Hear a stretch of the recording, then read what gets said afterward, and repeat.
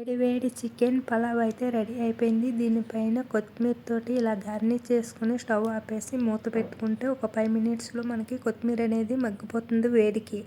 ఇప్పుడు దీన్ని మనకి ఇష్టమైన కర్రీతోటి అంటే చికెన్ కర్రీతో కానీ మటన్ కర్రీతో కానీ మనము వడ్డించుకోవచ్చు, లేదంటే ఉట్నే కూడా తినచ్చు. ఇలా చేస్తే చాలా టేస్టీగా ఉంటుంది, ఈజీగా తయారు చేసుకోవచ్చు. ఎప్పుడు ఒకేలా కాకుండా ఇలా ట్రై చేసి చూడండి ఒకసారి. మరి దీనికి కావాల్సినవి చూసేద్దాం. ముందుగా 1/2 కేజీ చికెన్ని శుభ్రం చేసి ఒక గిన్నెలోకి వేసుకోవాలి. అలాగే దీని మసాలాలు కూడా చూసేద్దాం. 1 స్పూన్ అల్లం పేస్ట్, 1 స్పూన్ సాల్ట్, 1 స్పూన్ కారము, 1 స్పూన్ ధనియాల పౌడరు, 1/2 స్పూను గరం మసాలా, కొద్దిగా కొత్తిమీర, కొద్దిగా పుదీనా ఆకులను తీసుకుని శుభ్రం చేసి పెట్టుకున్న చికెన్లో వేసుకుని అలాగే 3 టేబుల్ స్పూన్లు నూనె వేసి ఈ మసాలా అంతా చికెన్ ముక్కలకు పట్టించేటట్టు కలుపుకొని పక్కన పెట్టుకోవాలి. అలాగే దీనికి ఈ చికెన్ అనేది నానే లోపల మనము ఈ పలావ్కి కావాల్సినవి చూసేద్దాము. ఒక 5 కప్పులు బాస్మతి రైస్ని ఒక దాంట్లోకి వేసుకోవాలి. అలాగే ఒక ప్లేట్ తీసుకుని 4 ఉల్లిపాయలు మీడియం సైజు సన్నగా కట్ చేసుకోవాలి. అలాగే 2 పచ్చిమిర్చి, కొద్దిగా కరివేపాకు, ఇష్టమైతే కరివేపాకు వేసుకోవచ్చు, లేదంటే స్కిప్ చేయొచ్చు, కొద్దిగా కొత్తిమీర, కొద్దిగా పుదీనా, 2 బిర్యానీ ఆకులు, అలాగే ఇంకా మసాలాలు వచ్చేసి చిన్న దాల్చిన చెక్క, 2 ఇలాచీలు, 4 లవంగాలు, 1 స్పూన్ సాజీరా. ఇంకా మీకు ఇష్టమైతే అనాస పువ్వు అన్నీ వేసుకోవచ్చు, మరాఠీ మొగ్గలు వేసుకోవచ్చు. నేనైతే ఇక్కడ ఏమీ వేస్తలేదు, స్కిప్ చేస్తున్నాను. అలాగే ఇప్పుడు ఇవన్నీ ఇలా రెడీ చేసి పెట్టుకున్న తర్వాత ఇప్పుడు మనము ముందుగా మసాలాలు కలిపి పక్కన పెట్టుకున్న చికెన్ని వేయించుకుందాము. చూడండి, ఒక కుక్కర్ గిన్నె తీసుకుని ఒక 2 టేబుల్ స్పూన్లు నూనె వేసి నూనె వీటెక్కిన తర్వాత మనం ముందుగా కలిపి పక్కన పెట్టుకున్న మసాలాలు కలిపి పక్కన పెట్టుకున్న చికెన్ వేసుకుని కాస్త వేయించుకుందాము. ఇవి కాస్త వేగిన తర్వాత ఒక 1/2 కప్పు వాటర్ వేసి మూత పెట్టి 3 విజిల్స్ కానీ 2 విజిల్స్ కానీ వచ్చేటంత వరకు ఉడికించుకుని స్టవ్ ఆపేసుకుని పక్కన పెట్టుకుందాము. చూడండి, ఇక్కడ చూపిస్తున్న విధంగా ఇలా మనం వేపుతుంటే వాటర్ అనేది వస్తుంది కదా, అలాగే ఒక 1/2 కప్పు వాటర్ వేసుకుని ఇలాగ బాగా వేగిన చికెన్లోకి మూత పెట్టి 3 విజిల్స్ వచ్చేటంత వరకు ఉంచుకుందాము. ఎందుకంటే మనము ఈ పలావ్లో వేసినప్పుడు ముక్కలు అనేది బాగా మనకి మెత్తగా అవుతాయి అన్నమాట. లేదు మనము వేసుకున్నా కూడా వేసుకోవచ్చు. ఇలా కుక్కర్లో వేయకుండా కూడా అది మీ ఆప్షన్. కాస్త గట్టిగా తినేవాళ్ళు అయితే అలా కూడా చేసుకోవచ్చు. నేనైతే కాస్త ముక్కలు మెత్తగా ఉండాలని చెప్పి ఇలా కుక్కర్లో వేసుకున్నాను.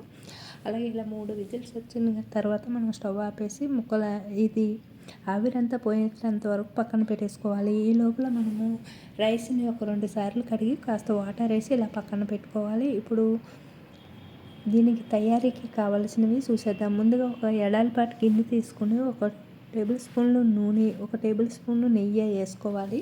ఇవి కాస్త కరిగిన తర్వాత వీటెక్కిన తర్వాత దీంట్లోకి మసాలాలు అలాగే బిర్యానీ ఆకును కూడా వేసుకుందాము. ఇవన్నీ వేసుకున్న తర్వాత 2 పచ్చిమిర్చిని కట్ చేసుకున్నాం కదా, వాటిని కూడా వేసి కాస్త వేగిన తర్వాత చూడండి కొద్దిగా చిటికేటంతా గరం మసాలా కూడా వేసి వేయించుకోవాలి. అవి వేగిన తర్వాత మనము కొత్తిమీరని అలాగే పుదీనా ఆకులను కూడా వేసి వేయించుకోవాలి. అలాగే ఇప్పుడు కాస్త వేగిన తర్వాత ఇట్లా సన్నగా కట్ చేసుకున్న ఉల్లిపాయ ముక్కలను కూడా వేసి దోరగా వేయించుకుందాము. దీంట్లోకి ఆల్రెడీ 1 స్పూన్ అల్లం పేస్ట్ చికెన్లో వేసి కలుపుకున్నాము కాబట్టి 1 స్పూన్ ఇందులోకి కూడా వేసుకుందాము.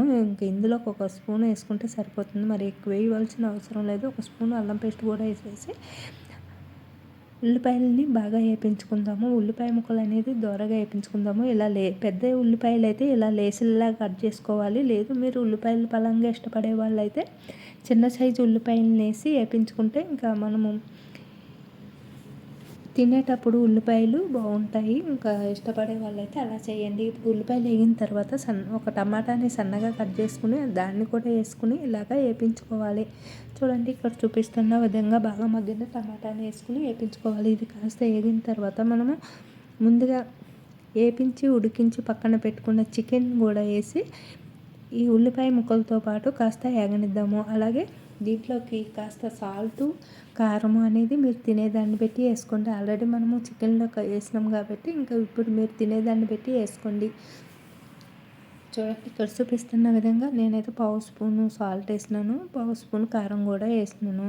మరి ఎక్కువ తినే వాళ్ళైతే స్పైసీగా ఇష్టపడే వాళ్ళైతే ఇలా వేసుకోండి. ఇలాగ మనకి కర్రీలో కాకుండా ఉట్నే కూడా తినేయచ్చు, ఎందుకంటే కారం అయ్యే వేస్తున్నాం కాబట్టి. ఇలాగా చూడండి, కాస్త వేగిన తర్వాత ఆల్రెడీ వేపించి పెట్టుకున్నాం కాబట్టి చికెన్ని కాస్త వేగిన తర్వాత మనము వాటర్ నుంచి తీసిన బియ్యాన్ని కూడా వేసి ఇలాగ ఒక 2 నిమిషాలు వేయించుకోవాలి. మరీ ఎక్కువసేపు వేయించవలసిన అవసరం లేదు. ఇవి బాస్మతి రైస్ కాబట్టి ఎక్కువసేపు వేయించామంటే ఇరిగిపోతాయి కాబట్టి 2 మినిట్స్ వేయించుకున్న తర్వాత మనము 5 కప్పులు రైస్ తీసుకున్నాం కదా, ఇక్కడ వచ్చేసి నేను 1 కప్పు తగ్గించి 9 కప్పులు వాటర్ వేసుకుని అంతా కలిసేటట్టు కలిపేసుకుని ఇలా మూత పెట్టేసుకుంటున్నాను. ఒక 2 మినిట్స్ తర్వాత ఒకసారి కలుపుకోవాలి. మళ్ళీ ఒక 5 మినిట్స్ తర్వాత ఇప్పుడు మూత తీసి చూస్తే రైస్ అనేది ఇలా రెడీ అయిపోయింది కదా. ఇలా ఒక్కసారి బాగా అంతా కలుపుకుని సాల్ట్గా సరిపోయిందో లేదో చూసుకోండి. ఒకవేళ సాల్ట్ సరిపోకపోతే వేసుకోండి. నాకైతే సరిపోయింది కాబట్టి ఇంకేమీ వేస్తలేదు.